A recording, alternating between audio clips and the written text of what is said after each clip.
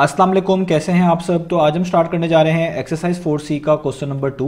तो मेरे पास ये थिंक न्यू सिलेबस मैथमेटिक्स की बुक 2 है और उसका ये चैप्टर नंबर 4 चल रहा है। मैंने इस चैप्टर के नेम से एक सेपरेट प्लेलिस्ट बनाई हुई है, उसका लिंक भी नीचे डिस्क्रिप्शन में दिया हुआ है ताकि आप लोगों को इस चैप्टर से रिलेटेड तमाम सोल्यूशंस एक जगह पर आसानी से इसी प्लेलिस्ट में मिल सकें।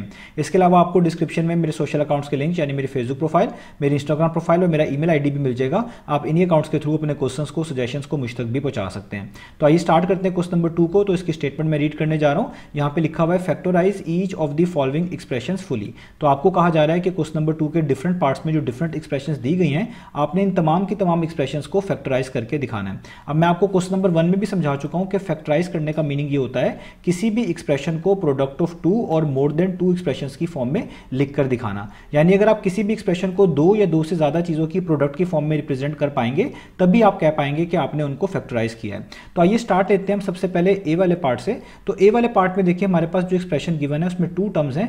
एक टर्म है 4x² और इसमें प्लस हो रहा है क्या 16x, ये इसकी दूसरी टर्म है। तो इस टोटल एक्सप्रेशन में सिर्फ 2 टर्म्स हैं। तो मैंने आपको क्वेश्चन नंबर 1 में समझाया है कि आपके पास कोई भी एक्सप्रेशन आएगी तो आपने सबसे पहले उसमें कॉमन ढूंढना है। अब कॉमन नंबर्स के केस में भी हो सकता है और कॉमन वेरिएबल या आप कह लें लेटर्स के केस में भी हो सकता है। तो सबसे पहले आप ये देखें कि आपकी जो यहाँ पर टर्म्स लिखी हुई हैं उनमें कौन से नंबर्स आपको लिखे हुए नजर आ रहे हैं। जैसे आप देखें x² का जो कॉफिशिएंट है वो 4 है, 4 एक नंबर है यहाँ पर, और दूसरी टर्म में x के साथ जो उसका कॉफिशिएंट लिखा हुआ है वो 16 है और यहाँ पे एक नंबर 16 है। तो इन दो टर्म्स में आपको एक तरह के 2 नंबर्स लिखे हुए नजर आ रहे हैं, एक है 4 और एक है 16।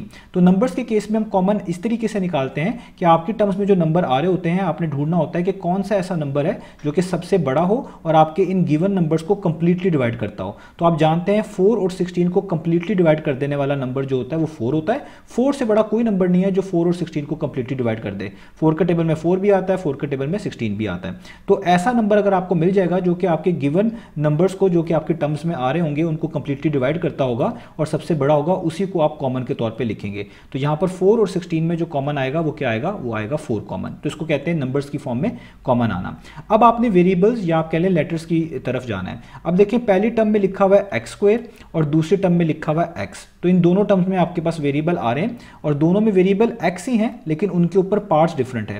पहली वाली टर्म में जो वेरिएबल लिखा हुआ है उसके ऊपर पार्ट 2 है, दूसरी वाली टर्म में जो वेरिएबल लिखा हुआ है उस पर कोई पार्ट नहीं यानी पार्ट 1 है। तो जब भी आपके पास इस तरह का सिनेरियो हो कि आपके वेरिएबल्स के ऊपर पार्ट्स मैच ना कर रही हो लेकिन वेरिएबल सेम हो, देखें दोनों हैं x ही लेकिन पार्ट्स मैच नहीं कर रही, तो आपने उस वेरिएबल को कॉमन के तौर पे लिखना है जिसके ऊपर छोटी पार होगी। तो देखें यहाँ पे 2 से छोटी पार 1 बनती है, तो हमने इस वेरिएबल को यानी x⁻1 को कंप्लीटली बाहर कॉमन के तौर पे लिख देना है, वो मैंने यहाँ पे लिख दिया। तो हमेशा वेरिएबल्स या लेटर्स के केस में आपने ऐसे ही करना है कि अगर आपके वेरिएबल्स या लेटर्स सेम है, उनकी पार्ट्स मैच नहीं कर रही, तो जिस वेरिएबल के ऊपर छोटी पार होगी उसी को हमेशा बाहर आप कॉमन के तौर पे लिखेंगे। और ये लाजमी है कि वो वेरिएबल आपको हर टर्म में लिखा हुआ नजर आ रहा हो। यहाँ पे देखें 2 टर्म्स है तो दोनों में x जरूर लिखा हुआ नजर आ रहा है, बेशक उनकी पार्ट्स में फर्क है। तो इसको हम कहते हैं वेरिएबल्स या लेटर्स में कॉमन लेना। अब हम आगे राउंड ब्रैकेट्स लगा लेंगे, इसके अलावा और कुछ कॉमन नहीं आता, और हर टर्म में से जो चीज बच जाएगी इस कॉमन को लेने के बाद वो यहाँ पे लिखेंगे। अब देखिए पहली टर्म में 4x² था तो बाहर आप 4 लिख चुके हैं, तो अंदर 4 लिखने की जरूरत नहीं है। तो वैसे नंबर्स के केस में हम इस तरह करते हैं कि बाहर जो नंबर लिखा होता है उसका टेबल पढ़ते हैं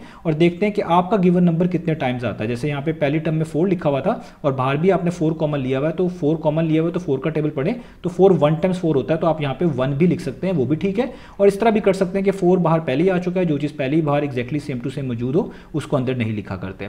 आगे आप देखें x²।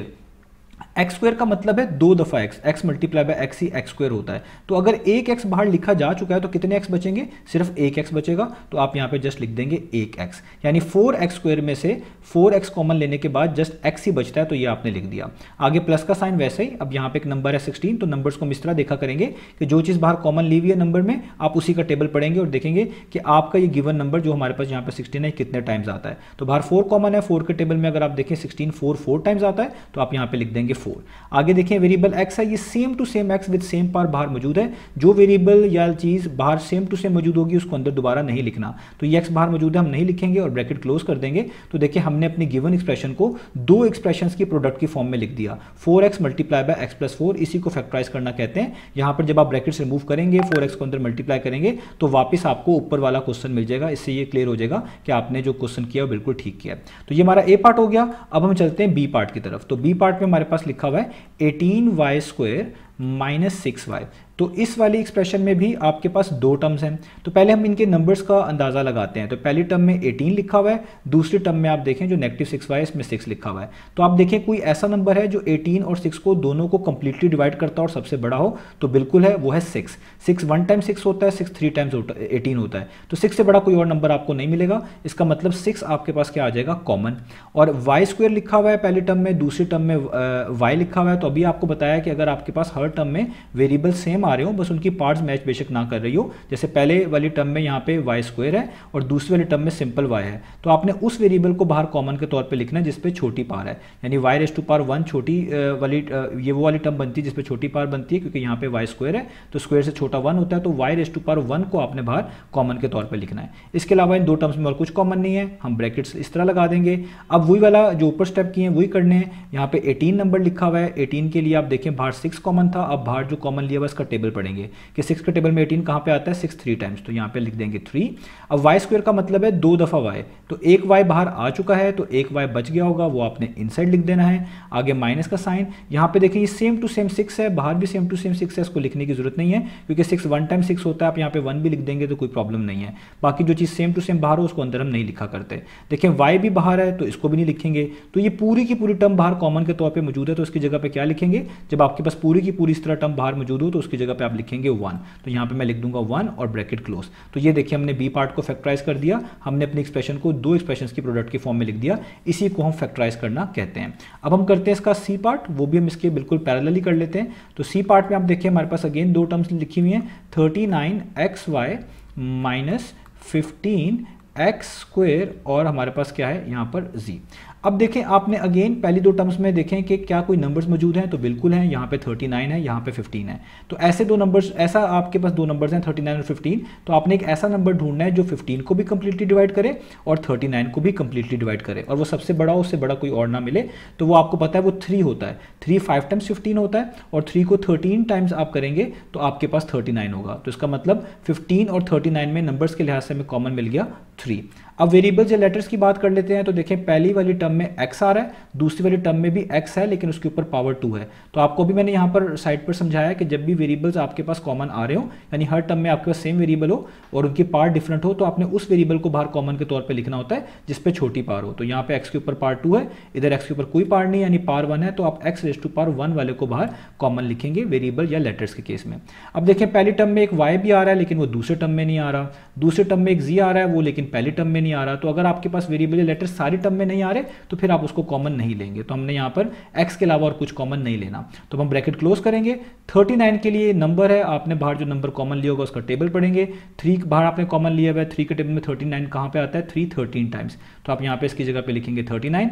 एक्स वाई में से x सेम टू सेम बाहर आ चुका है तो y नहीं आया, लिख देंगे y। जो चीज़ बाहर नहीं आई होती है उसको हम अंदर लिखते हैं, जो चीज़ सेम टू सेम बाहर होती है उसको हम नहीं लिखते। आगे माइनस का साइन, यहाँ पे 15 एक नंबर है, उसके लिए आपने 3 बाहर कॉमन लिया था। 3 के टेबल में 15 5 टाइम्स आता है, यहाँ पे लिखेंगे 3 5 टाइम्स 15। x² का मतलब है 2 दफ़ा x, मैंने ये चीज़ यहाँ पे भी आपको समझाई है। तो 2 दफ़ा x में से एक x तो आप समझ लें बाहर आया हुआ है, तो एक x नहीं आया हुआ वो यहाँ पे वापस बच जाएगा, वो यहाँ पे लिखना पड़ेगा। यहाँ पे z है, z बिल्कुल भी बाहर मौजूद नहीं है, जो चीज़ बाहर कॉमन के तौर पर मौजूद नहीं होगी वो आपने इनसाइड लिखनी है, तो वो हम यहाँ पे लिखेंगे z और ब्रैकेट कर देंगे क्लोज। तो ये हमने सी पार्ट लिया, इस एक्सप्रेशन को भी दो एक्सप्रेशंस की प्रोडक्ट की फॉर्म में लिख लिया, इसी को फैक्टराइज करना कहते हैं। अब हम कर लेते हैं इसका जल्दी से डी पार्ट। तो मैं यहाँ पे कुछ वर्किंग जो है वो रिमूव कर रहा हूँ ताकि आप लोगों को कोई इससे कंफ्यूजन ना हो। तो ये मैंने यहाँ पे कुछ वर्किंग हटा दी है, ठीक है। अब हम इसका करते हैं लास्ट वाला पार्ट जिसको हम कहेंगे पार्ट नंबर डी। तो पार्ट नंबर डी में भी आपके पास दो टर्म्स लिखी हुई है। पहली टर्म में लिखा हुआ है -8, आगे जो ये सिंबल है इसको आप पढ़ेंगे पाई, इसको हम पढ़ते हैं पाई। -8 पाई x y³, आगे -10, फिर दोबारा सिंबल है पाई और आगे y³। अब यहाँ पर देखें दोनों टर्म्स के साथ आपके पास नेगेटिव आ रहा है, तो जब भी आपकी हर टर्म के साथ नेगेटिव आ रहा हो आप नेगेटिव साइन को भी कॉमन ले सकते हैं। तो आप जब नेगेटिव साइन को कॉमन लेंगे तो बाहर जस्ट एक नेगेटिव का साइन लगाएंगे जिस तरह मैंने लगा दिया, क्योंकि यहाँ पे दोनों टर्म्स के पीछे देखें नेगेटिव है तो मैंने एक तरह का नेगेटिव कॉमन ले लिया। इसके बाद देखिए ये जो पहली कंप्लीट टर्म है और जो दूसरी कंप्लीट टर्म है इसमें नंबर लिखे हुए हैं 8 और 10, और 8 और 10 को कंप्लीटली डिवाइड कर देने वाला सबसे बड़ा नंबर 2 होता है। 2 से बड़ा कोई और नंबर नहीं मिलेगा जो 8 और 10 को कंप्लीटली डिवाइड करता हो। तो नंबर्स के केस में यहाँ पे 2 भी क्या आएगा, कॉमन आएगा। इसके अलावा देखिए यहाँ पे भी सिंबल पाई मौजूद है, उधर भी सेम टू सेम सिंबल पाई मौजूद है, कोई पार वगैरह का फर्क भी मौजूद ऐसा नहीं है। तो जो चीज़ सेम टू सेम हर टर्म में होगी उसको भी बाहर कॉमन के तौर पे लिख देंगे, तो पाई भी बाहर कॉमन के तौर पे आ जाएगा। अब देखिए पहली टर्म में x आ रहा है, दूसरी टर्म में x आ ही नहीं रहा, तो ये तो कॉमन नहीं हो सकता। अब देखिए पहली टर्म में y क्यूब है, दूसरी टर्म में भी y क्यूब है। अगर आपके पास हर टर्म में सेम वेरिएबल या लेटर आ रहा हो और उन पे पार भी सेम हो, तो फिर आपने उसी सेम चीज़ को बाहर कॉमन के तौर पर लिखना होता है। तो दोनों में y क्यूब आ रहा है, तो y क्यूब भी बाहर क्या आ जाएगा, कॉमन के तौर पर। आगे अब राउंड ब्रैकेट्स लगाएंगे क्योंकि और कोई चीज़ कॉमन के तौर पे आ नहीं रही। तो अब जब भी आपने नेगेटिव साइन बाहर कॉमन लिया होगा, याद रखिएगा हर टर्म का साइन चेंज हो जाएगा। तो ये भी जो -8 पाई एक्स वाई क्यूब है, ये भी एक तरह की पॉजिटिव टर्म बन जाएगी। अब 8 के लिए ये नंबर है, आपको बाहर देखना है कि आपने क्या नंबर कॉमन लिया था, आपने 2 कॉमन लिया था। आपने 2 का टेबल पढ़ना है कि 8 कहाँ पे आता है, तो 2 4 टाइम्स 8 होता है, तो 8 की जगह पे आ जाएगा 4। पाए बाहर आ चुका है, इसको नहीं लिखना। x बाहर नहीं आया हुआ, इसको आपने यहाँ पे लिखना है। y cube as it is बाहर मौजूद है, उसको नहीं लिखना। तो पहली टर्म में से जो चीज़ बचेगी वो जस्ट +4x बचेगी। जो चीज़ बाहर होगी उसको नहीं लिखेंगे, जो बाहर नहीं होगी उसको यहाँ पर लिखेंगे। और नेगेटिव साइन आया हुआ बाहर कॉमन, तो जब भी नेगेटिव साइन बाहर कॉमन आएगा अंदर साइन चेंज होंगे, तो ये वाला माइनस भी क्या हो जाएगा, प्लस हो जाएगा। और यहाँ पे 10 है, 10 के लिए आपको 2 का टेबल पढ़ना पड़ेगा क्योंकि आपने 2 कॉमन लिया हुआ है। 2 5 टाइम्स 10 होता है, यहाँ पे आप 5 लिखेंगे। पाए आपने बाहर कॉमन लिया हुआ है, सेम टू सेम मौजूद है, इसको अंदर नहीं लिखेंगे।